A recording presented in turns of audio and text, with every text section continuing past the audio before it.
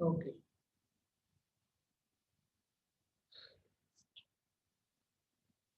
आपकी एग्जाम जो है वो अभी तुरंत स्कूल खुलने के बाद तुरंत है ना? ये वैकेशन खत्म होने के बाद तुरंत है ना? मतलब उससे पहले मुझे आपका एसेस खत्म करना पड़ेगा। ठीक है। आज शाम को हमारा एक काम करेंगे, आज शाम को हम इंग्लिश रखने वाले हैं, ठीक है? इंग्लिश में जो कि मैंने आपका उस दिन नहीं करवाया था ना, जो छोड़ दिया था ना मैंने, वो लेसन। लेकिन फिर भी कीप योर वीडियो ऑन, अभी भी देखो वीडियो अभी। ठीक है, कीप योर वीडियो ऑन। वो हम देखने वाले हैं, ठीक है आज। ठीक है, रात का टाइम होगा, I will message you the time. तो थोड़ा मोबाइल देखते रहना, थोड़ा थोड़ा टाइम पे देखते रहना मोबाइल।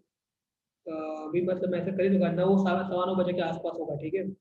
हम वो देखेंगे उस टाइम, जो बाकी था अभी, ठीक है? चलो, रिकॉर्डिंग भी स्टार्ट हो गया अभी तो। आगे बढ़ते हैं तो फिर। ठीक है, यहाँ पे हमने क्या देखा अभी लास्ट में? State two way to prevent the rusting of the iron. Rusting of the iron आपके सिलेबस में नहीं है। What type of oxides are formed when the non metal combined with oxygen? Acidic oxide, आपको मालूम है non metal में से क्या बनता है? एसिड बनता है। तो नॉन मेटल जो है उसमें से कौन सा ऑक्साइड फॉर्म होगा? डेफिनेटली एसिडिक ऑक्साइड फॉर्म होगा, बिकॉज नॉन मेटल जो है उसी में से बनता है एसिड। चलो, give reason. Platinum, gold, silver are use to make the jewellery. ठीक है, because they do not get corroded easily. They do not get corroded easily. They do not get corroded easily. ये पहला reason. दूसरा, they have very good shining surface. They have very good shining surface. Shining which makes it attractive, which makes it attractive। Agree और not? अभी पहनना है, jewellery पहनना है, तो हम अट्रैक्टिव चीजें पहनेंगे ना, ऐसी वैसी थोड़ी पहनेंगे। ठीक है, तो बस यही दो रीजन है उसके मेन। एग्री और नॉट? ठीक है, और तीसरा क्या मतलब? वही बस। देखो, एक तो फॉरवर्ड नहीं है तो क्या उसको क्या बना दिया? ड्यूरेबल। क्या बनाते हैं? ड्यूरेबल। ड्यूरेबल मतलब लंबे समय के लिए टिके रहना, ड्यूरेबल, लॉन्ग लास्टिंग। ठीक है, लंबे समय के लिए टिके रहना। तो यही उसके रीजन है, ठीक है? उसके बाद number B, sodium, potassium and lithium are stored under the oil. ठीक है, तो ये जो चीज है वो ऑयल के अंडर में स्टोर की जाती है। क्यों? बिकॉज यदि सोडियम को हमने हवा के कांटेक्ट में रखा, ये सोडियम जो है, पोटेशियम या तो फिर इवन लिथियम जो है, उसको हवा, they are very active metal, कहती है बहुत ही एक्टिव मेटल। और यदि ये हवा के कांटेक्ट में आए तो हवा में जो पानी होता है ना, मतलब कि मॉइस्चर जो होता है ना, उसके साथ ये प्रोसेस करके इवन कई बार ब्लास्ट भी कर सकती है। बट हमको मालूम है, यदि हमने इसको ऑयल के अंदर में रख दिया, मान लो कि ऑयल है, उसके अंदर में हमने रख दिया यहाँ पे सोडियम वगैरह को, तो क्या करेगा? ये जो ऑयल है ना, ये क्लियर बना देगा यहाँ पे। और इसके साथ फिर मॉइस्चर जो मतलब कि H2O जो है वो कांटेक्ट में आ पाएगा नहीं। समझ में आ रहा है क्या बोल रहा हूँ? ठीक है, तो क्या होगा जब पानी कांटेक्ट में नहीं आएगा, तो फिर ये ब्लास्ट कैसे होगा?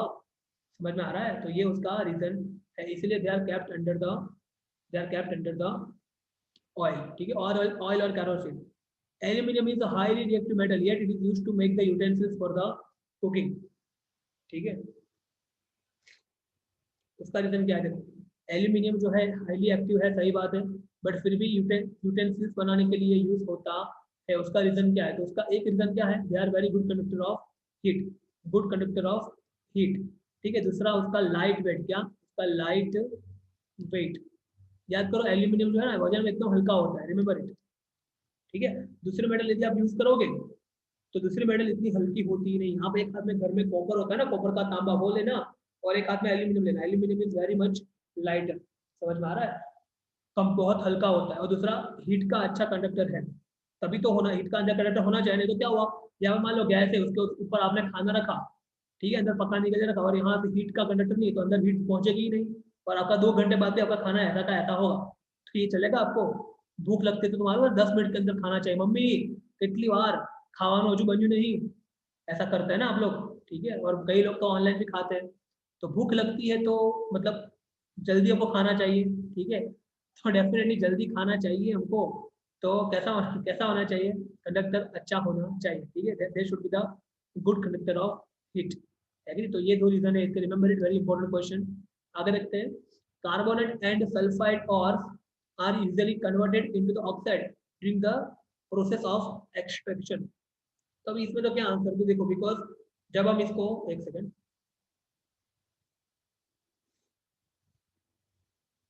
जब हम कार्बोनेट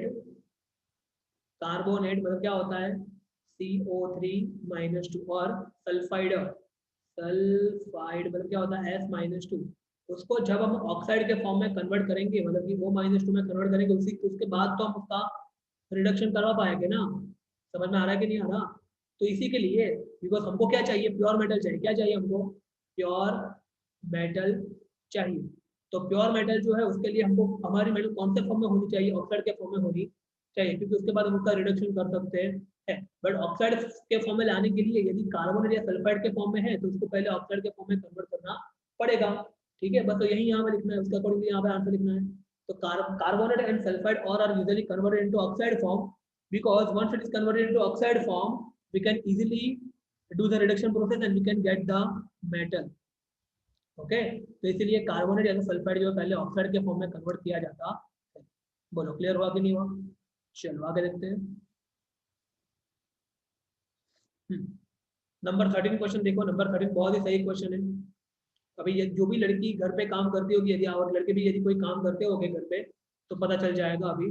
ठीक है, देखो यहाँ पे, you must have seen tarnished copper vessel being cleaned with the lemon और टैमरिन जूस। देखा है आपने? टैनिश्ड मतलब क्या, मालूम है ना, कॉपर जो होता है ना, कॉपर, उसके ऊपर जब कोरोजन होता है ना, उसका कोरोजन, तो कॉपर का कलर होता है ग्रीन हो जाता है, मालूम है, ग्रीन। ठीक है, आप लोगों को मालूम है क्या, स्टैच्यू ऑफ लिबर्टी सुना है आप लोगों ने? स्टैच्यू ऑफ लिबर्टी कहाँ पे, स्टैच्यू ऑफ लिबर्टी? तो भी नहीं मालूम होगा। देव कही છે स्टैच्यू ऑफ लिबर्टी कही છે? देव, स्टैच्यू ऑफ, सर याद नहीं। याद नहीं? मेहरबानी કરીને કોઈના મગજમાં તો ભરૂચ તો ભરૂચ ના બોલતા। स्टैच्यू ऑफ लिबर्टी ન્યુયોર્ક માં છે। अरे वाह, वेरी गुड। क्या છે? न्यूयॉर्क, बराबर, USA, New York. What is the color of Statue of Liberty? You know that? What is the color of Statue of Liberty? It is now greenish. It is now little bit greenish. So why it is greenish? You know, actually it is made up of copper. Actually it is made up of copper. But copper का जब corrosion होता है ना, copper का जब corrosion होता है तो उसका कलर हो जाता है greenish जैसा हो जाता है। Remember it. आप लोग देख सकते हो नेट के ऊपर ये चीज। ठीक है, नेट के ऊपर देखना, समझ में आएगा मैं क्या बोल रहा हूँ। तो उसका कलर कैसा हो जाता है? ग्रीनिश जैसा हो जाता है। ठीक है, तो मान लो कि हमारे पास ऐसा कॉपर है। तो देखो कॉपर जो है वो अल्टीमेटली क्या है, मेटल है कि नहीं? ये कॉपर मेटल है ना। तो मेटल जो है उसका कोरोजन हो गया यहाँ पे, उसको वापस से उसके ओरिजिनल फॉर्म में लाना है तो क्या यूज करना पड़ेगा? नॉन मेटल मतलब कि एसिड यूज करना पड़ेगा। समझ में आ रहा है कि नहीं आ रहा?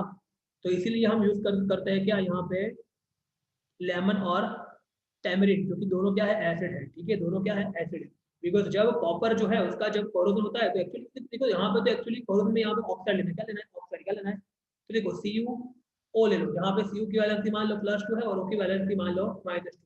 तो ये जो Cu है वो क्या है, एक प्रकार का मेटल ऑक्साइड है कि नहीं ये? और मेटल ऑक्साइड क्या होता है? बेस होता है ना, याद करो। ठीक है, अभी ये मेटल ऑक्साइड जो है कॉपर ऑक्साइड, उसमें तुमको वापस कॉपर बनाना है तो डेफिनेटली यहाँ पे क्या लेना पड़ेगा? एसिड लेना पड़ेगा। समझ में आ रहा है कि नहीं आ रहा? ठीक है, तभी तो जाके क्या होगा, हमको ये कॉपर और वापस से हमको यहाँ पे कुछ मिल जाएगा, बट हमको कॉपर वापस मिल जाएगा। बिकॉज ये बेस है ना, एक तरह का बेस है ना, और बेस की इफेक्ट नलीफाई कौन करता है? एसिड करता है ना। तो ये जो लेमन है, लेमन, और टैमरिन जो है, टैमरिन, वो क्या है? टैमरिन मतलब इमली, मालूम है ना इमली, वो क्या है? एसिड तो है ना, ये दोनों एसिड ही है ना। तो बस इसीलिए हम ये यूज करते हैं। आगे देखते हैं, मेटल नॉन मेटल तो बेसिक केमिकल प्रॉपर्टी, ये तो सिलेबस में है नहीं। उसके बाद नंबर 15 देखो। नंबर 15 आपके सिलेबस में है।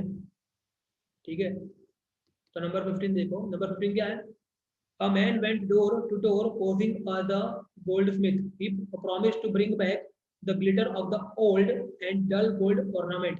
An unsuspecting lady gave a set of gold bangle to him, which he dipped into a particular solution. The bangle sparkled like the new, but their weight was reduced drastically. The lady was upset but after a fertile argument, the man beat a hasty retreat. Can you play the detective to find out the nature of the solution he had used? ठीक है, देखो वैसे तो यहाँ पे ये भी syllabus में नहीं है, बट एक एक सॉल्यूशन है। ठीक है, ऐसा हुआ था, रियल लाइफ में हुआ था, मतलब हमारे पड़ोसी के साथ ही ऐसा हुआ था। ठीक है, हमारे जो पड़ोसी उनके साथ ही ऐसा हुआ था, मैंने बताया था शायद किसी स्टूडेंट को बताया था मैंने, हमारे पड़ोसी के साथ ही ऐसा हुआ था। क्या हुआ, ऐसे आज से 10 साल पहले एक 2-3 आदमी आए थे ऐसे, ठीक है, अपने साथ एक सॉल्यूशन लेके आए थे वो, और आप लोगों के साथ भी हो सकता है, आप लोग है ना उल्लू मत बनना, ठीक है। वो सॉल्यूशन में क्या करते हैं वो लोग, आपसे गोल्ड मांगते, क्या मांगते हैं, गोल्ड, ठीक है। बोलते हैं कि आपके घर में गोल्ड है तो हमको दो, हम सिर्फ वो 50 रुपए में जो उसके ऊपर जो भी मतलब जंग लगा है ना, मान लो मतलब थोड़ा उसकी शाइनिंग कम हो गई है ना, तो वो शाइनिंग आपको एकदम जोरदार करके आपके सामने वापस आपको दे देंगे। समझ में आ रहा है। क्या करते हैं फिर, वो एसिड होता है, क्या होता है, एक प्रकार का एसिड होता है। फिर वो जो गोल्ड है ना उसमें बार बार ऐसे उसको डिप करते और निकालते, डिप करते निकालते, तो क्या होता है, जो अपना गोल्ड होता है ना उसका जो अपर लेयर होता है ना, अपर लेयर जो होता है ना, वो इसके अंदर धीरे धीरे सिंक हो जाता है। समझ में आ रहा है। तो हमको मालूम है ना, गोल्ड का अपर लेयर चला जाएगा तो अंदर का जो लेयर होगा ना, अंदर का वो तो एकदम जैसा एकदम क्लीन है ना वो तो। बट हमने क्या किया मालूम है, हमने उसको 50 रुपए भी दिए और इतना पोर्शन जो था ना गोल्ड का वो भी दे दिया। देखा कितने स्मार्ट है हम, देखो, ठीक है। फिर घर में जब आएगा कोई तो हम दूसरे को बोलेंगे, देखा मैं तो हमने गोल्ड नए जैसा कर दिया, अरे नए जैसा नहीं किया तूने, है ना, गोल्ड क्या किया, दे दिया, फ्री में दे दिया गोल्ड। समझ में आ रहा है। तो इस तरह का एसेट होता है हमारे पास, तो इसमें स्मार्ट होने की कोई जरूरत नहीं, ठीक है। ये बहुत ज्यादा ओवर स्मार्ट हो गए आप लोग, और कुछ नहीं हुआ। तो समझ में आ गया कि नहीं आया, बोलो यहाँ तक। तो ऐसा होता है। और वो एसिड कौन सा है मुझे याद नहीं अभी, देव याद है तुमको, याद है देव, एसिड का नाम याद है, मैंने आप डिस्कस किया है तुम्हारे साथ, बट मुझे याद नहीं अभी। वो एक एसिड का नाम है, मुझे याद नहीं अभी, बराबर, बट एक ऐसा एसिड होता है, ठीक है। एक ऐसा एसिड है, रिमेंबर इट, मुझे अभी याद नहीं, आई विल टेल यू, ठीक है। तो यहाँ पे ये एसिड होता है, मैं बताऊंगा आपको, ग्रुप में मैसेज कर दूंगा। Give the reason why the copper is used to make the hot water tank and not steel, ठीक है।